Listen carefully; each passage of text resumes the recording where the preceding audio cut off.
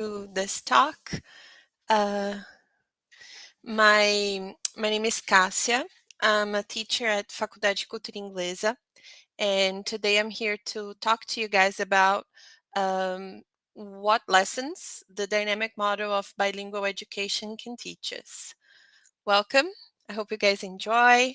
I know I cannot see you in the camera, but we can interact via the chat box. So would you mind telling me in the chat box, where are you from? Where are you watching me from? That would be lovely if you could tell me. So I have someone from Minas. Hi, Luis. Brasília, Leme, São Paulo. Lovely. All right. Porto Alegre, lots of different places. All right, so while you tell me where you're from, I'm going to quickly introduce myself. So as I told you, I'm a teacher at Faculdade Cultura Inglesa. I've been a teacher now, an English teacher for almost 15 years. Out of those 15 years, I've been in Cultura Inglesa for 14 years. Wow, I have someone from Ecuador. Hello, Marjorie. That's very nice. I hope you enjoyed the talk. Um, since 2017, I've been teaching in the Faculdade Cultura Inglesa, and something has always been a topic that interested me in terms of research, which is that nowadays in Brazil we have been watching this for a while, but in the last, I would say in the last 5 years, this has become more um, it has become more frequent, which is the rise and the popularity of bilingual schools has been rising. Oh, hi Vivian, you're from Santo André. Me too. I'm talking from Santo André, which is near São Paulo, right? That's very cool. So we've been watching this rising popularity of bilingual schools, and as I'm sure, uh, I think all of you who are watching me, you are either English teachers or you're interested in bilingual education. I used to think about this a lot. What is this connection between being an English teacher and being a teacher in a bilingual school? Is it the same? Is it different? So this has been in the back of my mind for a long time. And then last year, I was motivated to pursue a PhD. So now I'm a PhD candidate at Mackenzie here in São Paulo. And I'm trying to research what is the ideal bilingual education teacher, right? So is it the same teaching English as a foreign language? Is it the same if you go and teach in a bilingual school?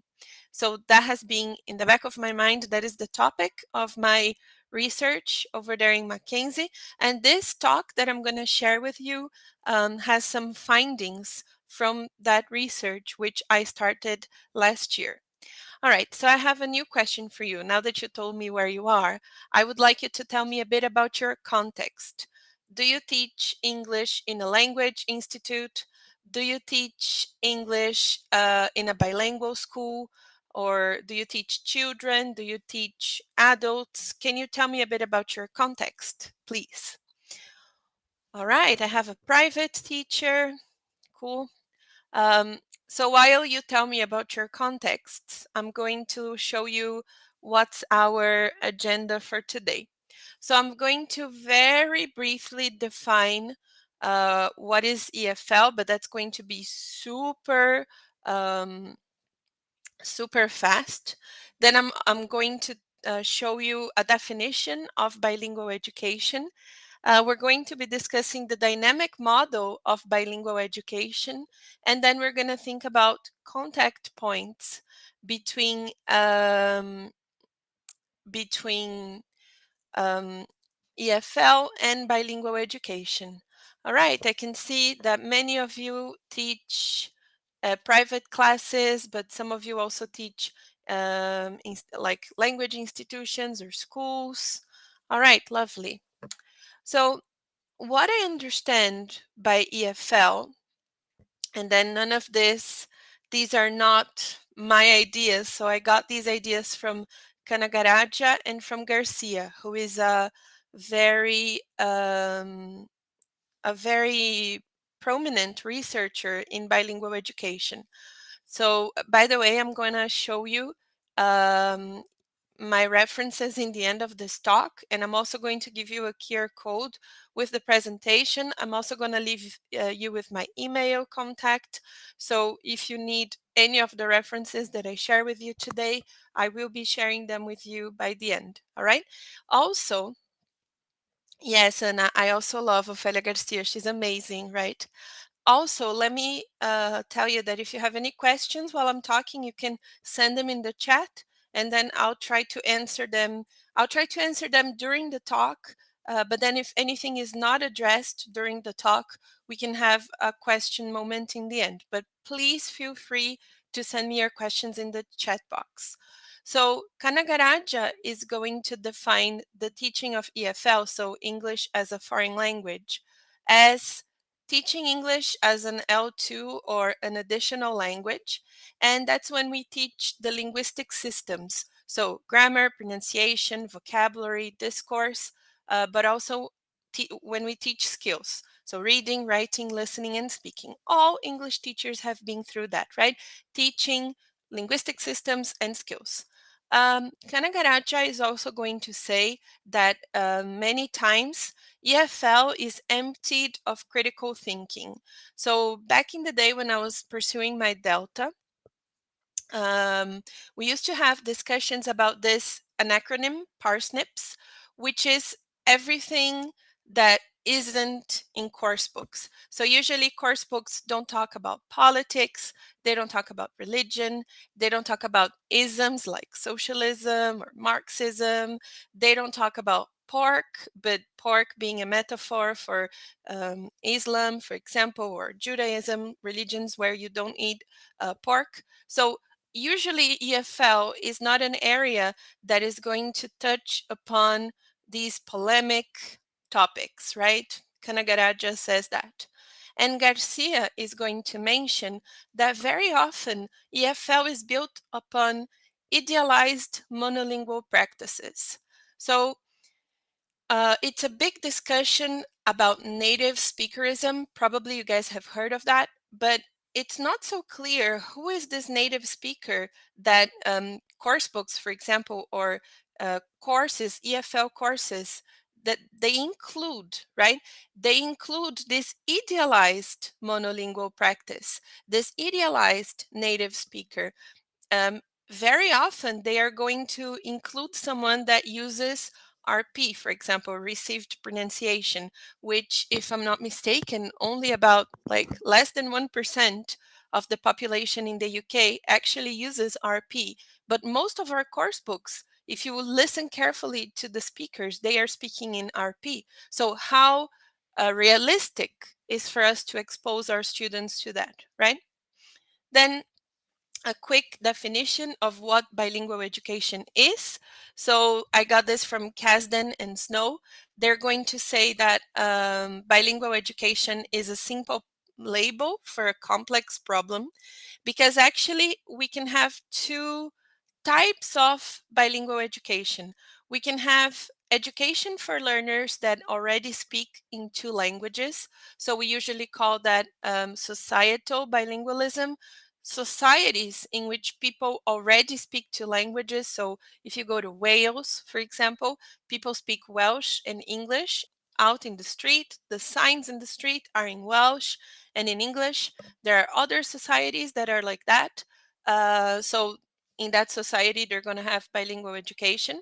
And you have education of students that are studying one or more additional language. So this is the bilingual education that we have here in Brazil, because we're not a bilingual society, but we are pursuing English as an additional language. Garcia is also going to mention that bilingual education involves integration of language and content.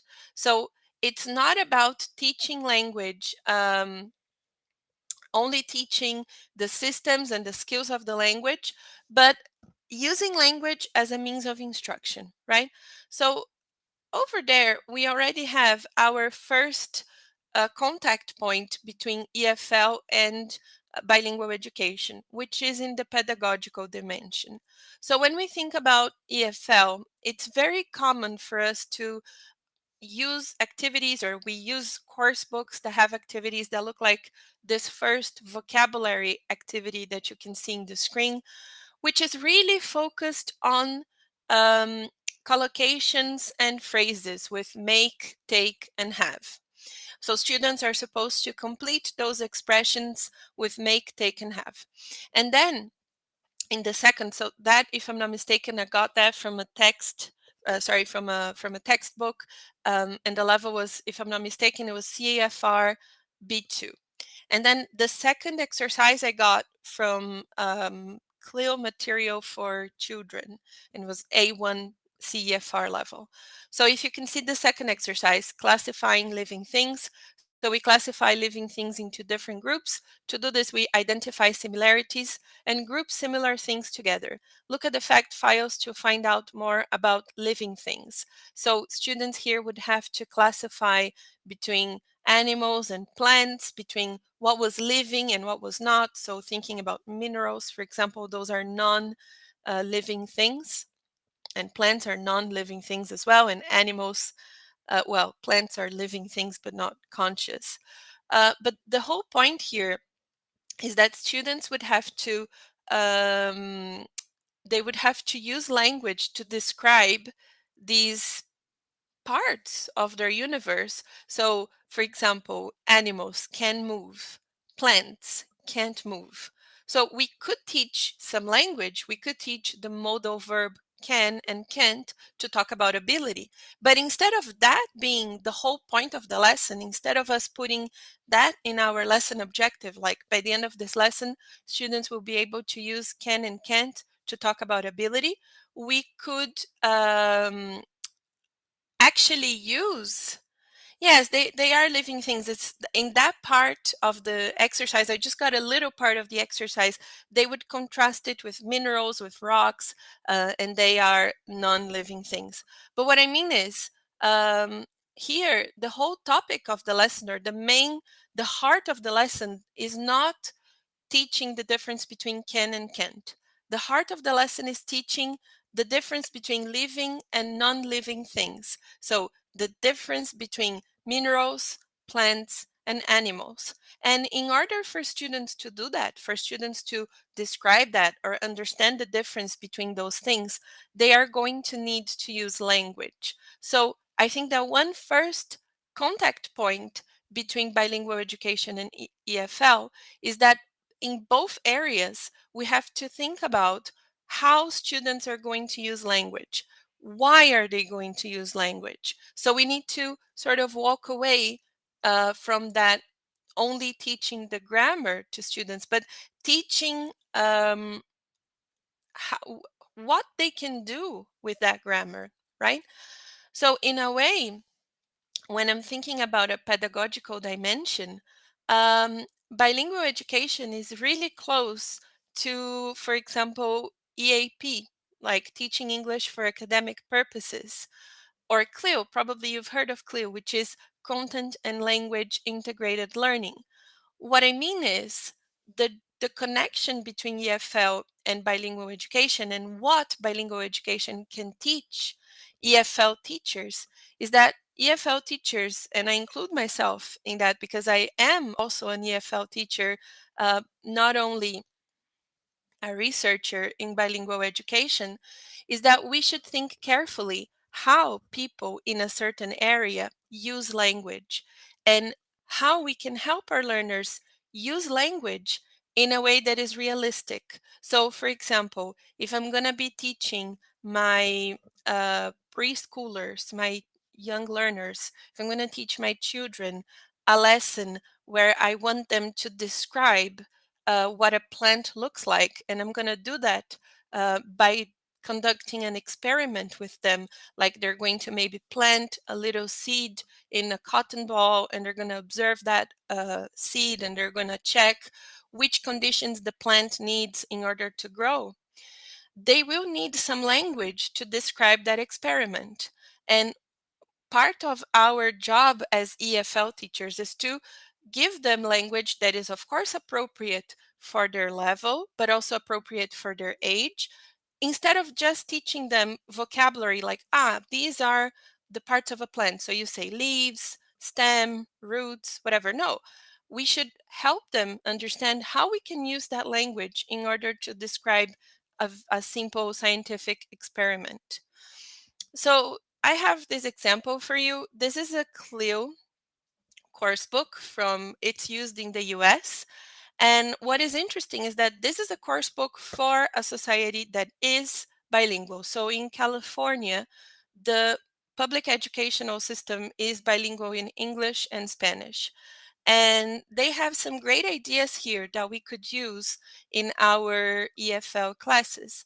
For example, they teach a lot of academic skills. So because they know that many of the students there in California don't have English as their first language, they teach strategies, they teach reading strategies that we would teach to our EFL students, to their students who are bilingual and don't have English as their first language. So as you can see here, this is something like there's a text, and they are teaching students how to read an academic text, like main ideas are the most important ideas in a paragraph, a lesson, or a chapter.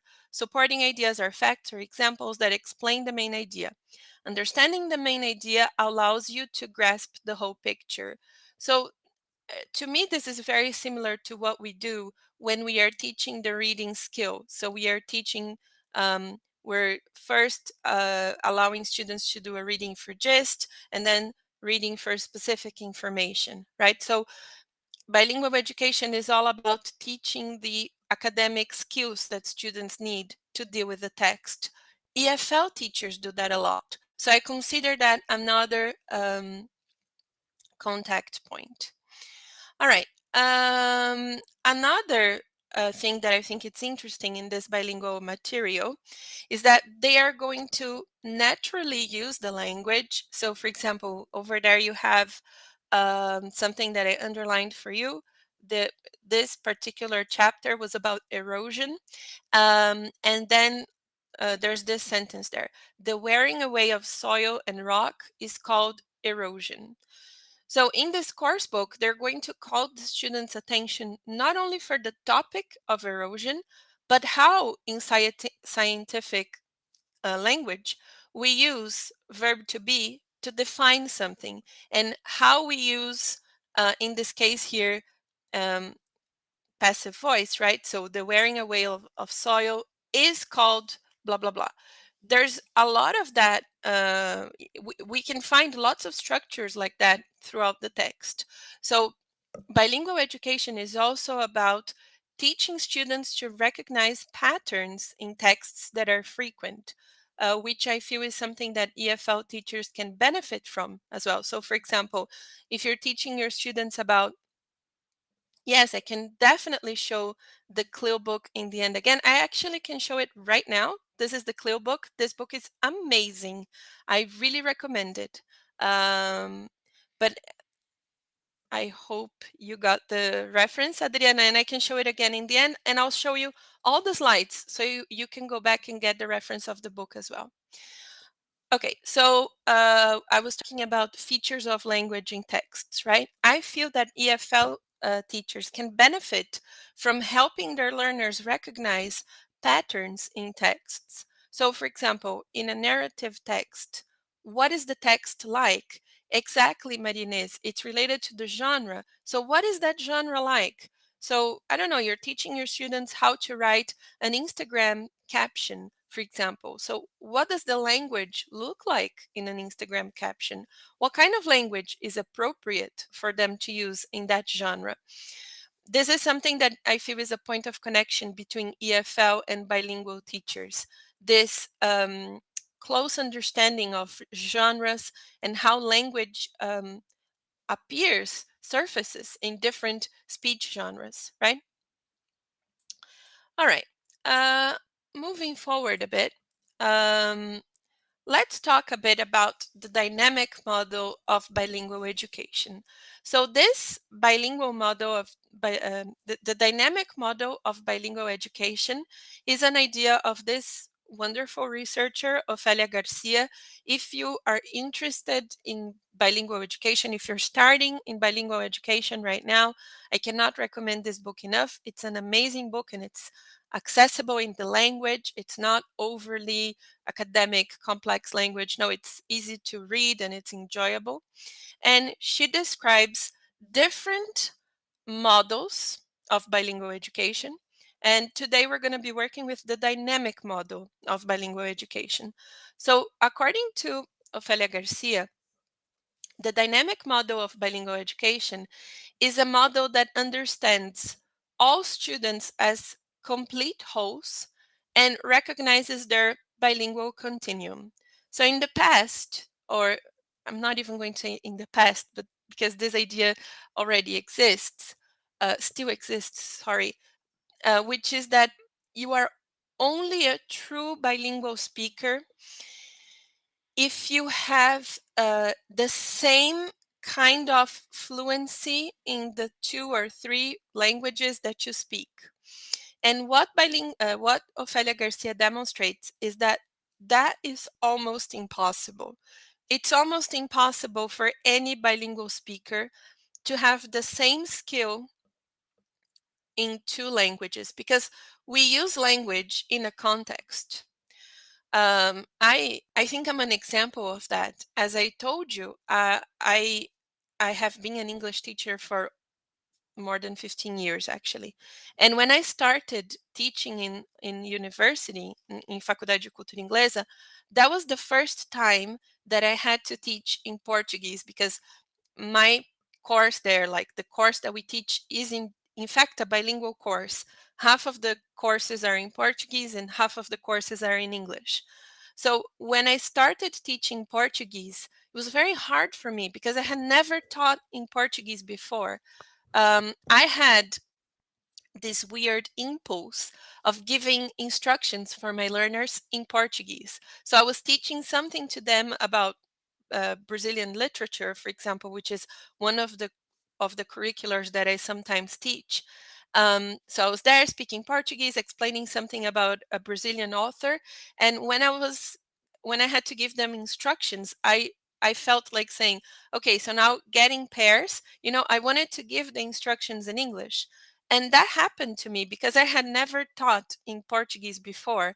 2017 was actually the first year that I taught in Portuguese.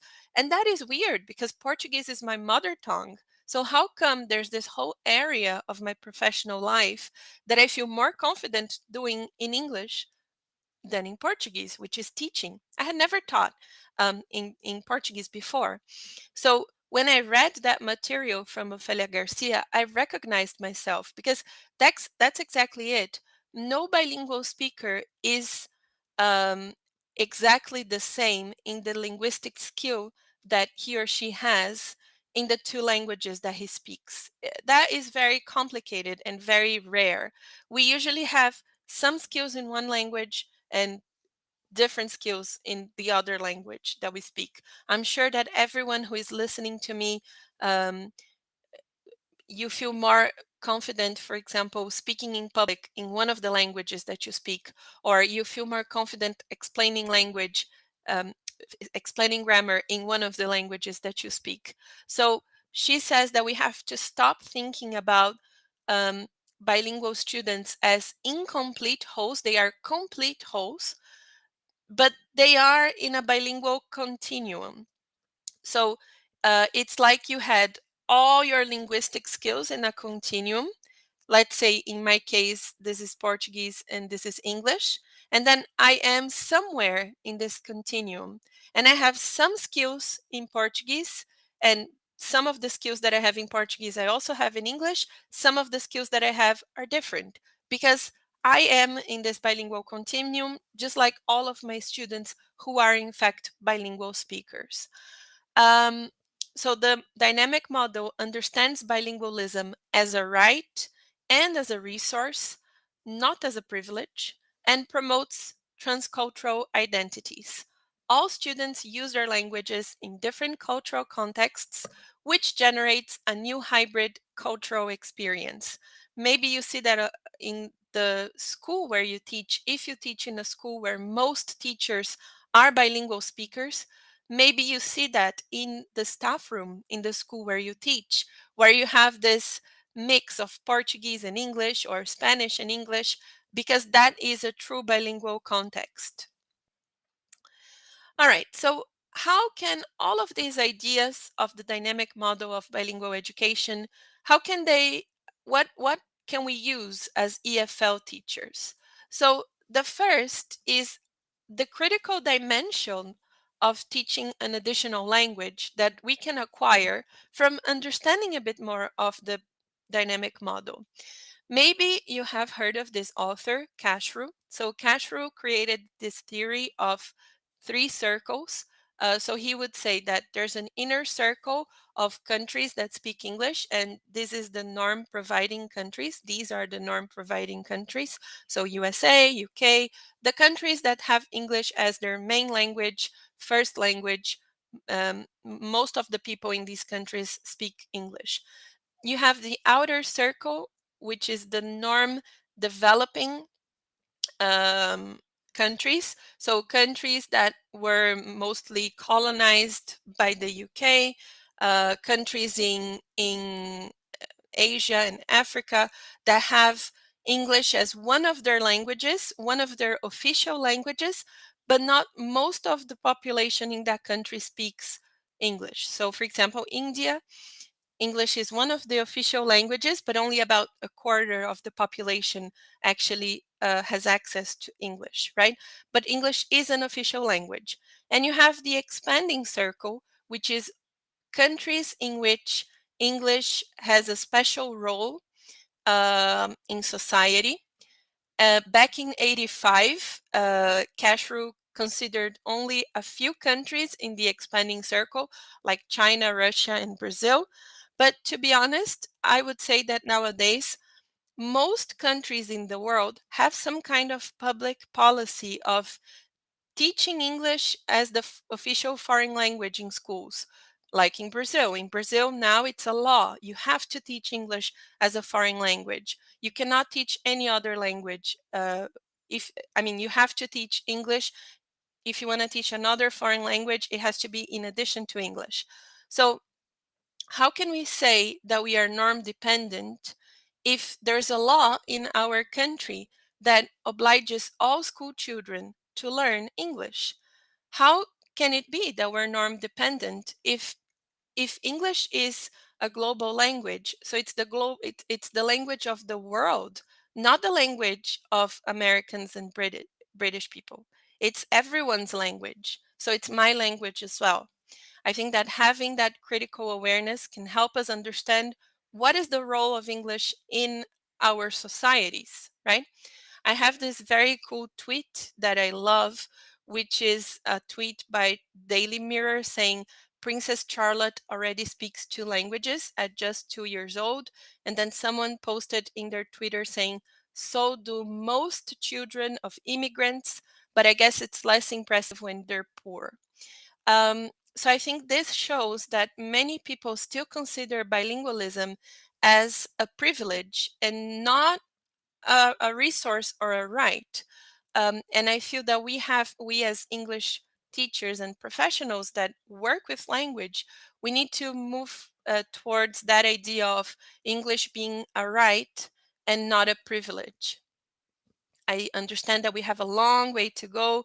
So, for example, this I got this from the school where my kid studies, and as you can see, they're comparing the bilingual program that they have to a boarding pass. So still associating learning English to leaving Brazil. You only need English to travel abroad, and that's not true. If English is a global language, if 80% of the information on the internet is in English, you don't have to go anywhere to have a right to study English, right?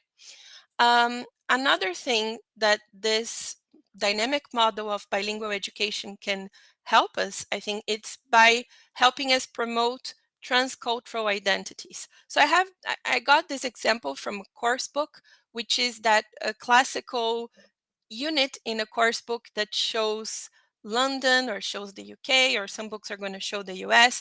And I think that's absolutely fine. I think that the role of our materials and the role of our classes is to show our students that the world is huge. But why do we only show them UK and the US? We should show them the world, right? Not only countries that have English as an official language and as a first language, let's say, because chances are our students, they are learning English to speak to someone from China, not to someone from the UK, right? Um, Look at this idea. This is really cool. I got this from a teacher who works in the same language institute that I work, and he created a fashion show with his students, and then he got pictures from the students to describe the clothes that they were wearing. And he said that he created this fashion show because some of the words that were in his course book for clothes to teach the children were like scarves or mittens. And this particular teacher, as you can see, he is from Rio de Janeiro. So Rio de Janeiro, if you live in Rio de Janeiro, when are you going to wear a mitten, which is a glove, right? It's 35 degrees most of the year, so you don't need mittens.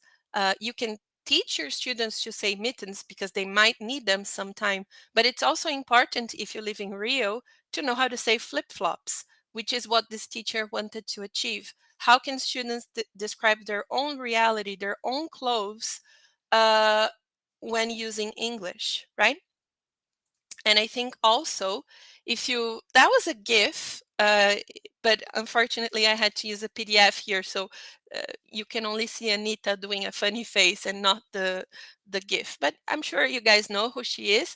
So this is Anita, and I think that promoting transcultural identity is also showing our learners successful Brazilians or people from Ecuador, people from Mexico, successful English speakers who are in fact not native speakers. There's a very cool video of Anita when she went to not Jimmy Fallon, that video, that picture is from Jimmy Fallon, but she went to a program in the UK, and the guy asked her a very long and complicated question, and she just said, "I'm sorry, I didn't understand anything you said. Can you repeat your question?" So that's a wonderful skill for us to teach our learners. Not necessarily native speakers are going to be good communicators. Maybe they're going to ask us questions and they're just going to be weird questions. So we need to teach our students to not be ashamed of saying, "I'm sorry, can you repeat your question?" And then the guy repeated the question in a much better way, and then she could answer it. So it was not a problem with her level of English. It was, in fact, the question that was not a good question. So I feel that promoting transcultural identities is showing successful speakers of English from all nationalities, not only American or British people, right? I feel that this is the point that I wanted to make today. Here are some of the references that I used in this part of my research. It's too small, I know. So I have here a QR code with access to the slides. If you want to check any of my references, you can get in that QR code. You can also see my contact in the screen. So Cássia.Venezuela at facultyinglesa.com.br. Also atendimento at facultyinglesa.com.br. That's the contact of the university where I teach. We do offer some post-graduation courses on bilingual education. This term, like the starting in August, we are going to teach a model, a unit on models of bilingual education. So if you guys are interested in learning more about different models of bilingual education, please join us.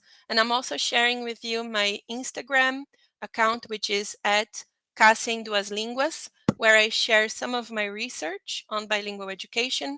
If you guys have any questions, I can answer your questions, but I think so far so good. I think there was just the question with the clue book.